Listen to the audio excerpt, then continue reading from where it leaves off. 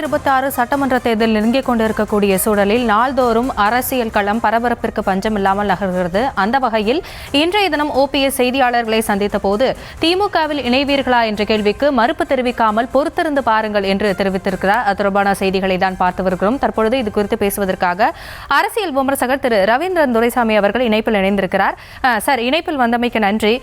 OPS ஓட பேட்டியை பார்த்திருப்பீங்கன்னு நினைக்கிறேன். திமுகவில் இணைவீர்களா என்ற கேள்விக்கு மறுப்பு தெரிவிக்காம பொறுத்திருந்து பாருங்க அப்படின்னு சொல்லியிருக்காங்க. அவரோட இந்த பதில் NDA கூட்டணிக்கு இறுதி எச்சரிக்கைன்னு எடுத்துக்கலாமா? பொறுத்தளவுல திமுக கூட்டணி வெற்றி கூட்டணி என்று கருதுகிறார்.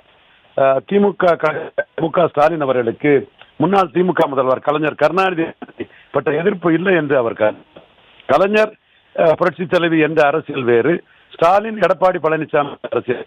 இதுல எடப்பாடி பழனிசாமியின் வேண்டியது தனது கடமை OPS அவர்கள் கருதுகிறார்கள். எடப்பாடி பழனிசாமியால் பாதிக்கப்பட்டவர் அவர்கள்.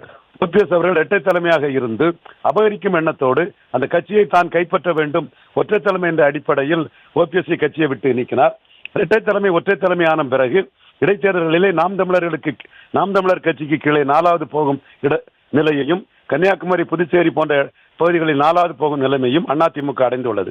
ஆனால் கட்சியை கைப்பற்றிய எடப்பாடி பழனிசாமி, இது என் கட்சி, எனக்கான கட்சி, நான் இதில் என் விருப்பப்படிதான் செயல்பட்டேன், யாரையும் சேர்க்க மாட்டேன், OPSக்கெல்லாம் இடமில்லை என்று ஆணித்தரமாக அறிவித்து விட்டார். சசிகலாவுக்கும் இடமில்லை என்று அறிவித்து விட்டார். இந்த சூழ்நிலையில் EPSக்கு எதிராக அரசியல் நடத்துவதற்கு மாறி வரும் அரசியல் சூழ்நிலையில் அனைவரையும் அரவணைத்து கொண்டு செல்லும் திராவிட இயக்க தலைவர் என்ற அடிப்படையில் தந்தை பெரியார் மண் அல்ல பெரியாரே மண் என்ற கோஷங்களும் இன்று எழும்பி வரும் சூழ்நிலையில் ஸ்டாலின் அவர்களின் கரத்தை பலப்படுத்தி தானும் அரசியல் அரங்கத்தில் ஒரு முக்கியத்துவத்தை பெற வேண்டும் என்றால் அதுதான் சரியான முடிவு என்று திமுகவை நோக்கி OPS நகர்கிறார். இது யதார்த்த அரசியல் கள சூழ்நிலையில் மிக சரியான முடிவாகவே நான் பார்க்கிறேன்.